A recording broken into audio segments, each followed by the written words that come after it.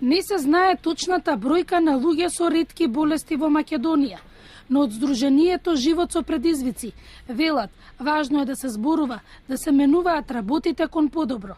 Денес е ден на ретките болести. Ние пациентите со ретки болести сме возбудени, а особено заради тоа што денес се здружуваме заедно и институции, и истражувачи, и доктори, и пациенти, и медиумите, значи заедно да ја подигнеме јавната свест. Веќе направивме напор оваа година, морам да кажам, во однос на Морбоз Гоше, набавивме терапија по програмата за ретки болести и се повеќе и повеќе тоа исто го спроведуваме и на ниво на сите институции кои што може да помогнат, а и на ниво на самите нас, од каде што наоѓаме начини, средства да издвоиме колку што можеме да помогнеме. Воведовме безглутинско брашно и безпротеинско брашно и млеко, само за оние пациенти кои што на кои што им е потребно таквото за да функционираат нормално и да се исхрануваат без никакви последици по здравјето.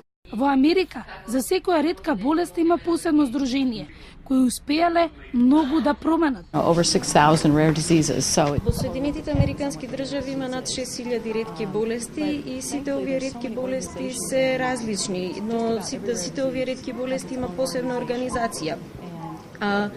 Сдруженијата за ретки болести во САД заедно со многу други компании, како една што ќе споменеме тука, Гензим, работат многу на ова поле. Пред се Гензим работи многу за беспари, работи про боно и има и други организации кои што организираат клинички испитувања и даваат поддршка за ретките болести. Докторите гости од Европа велат дека мора да има едуцирани доктори.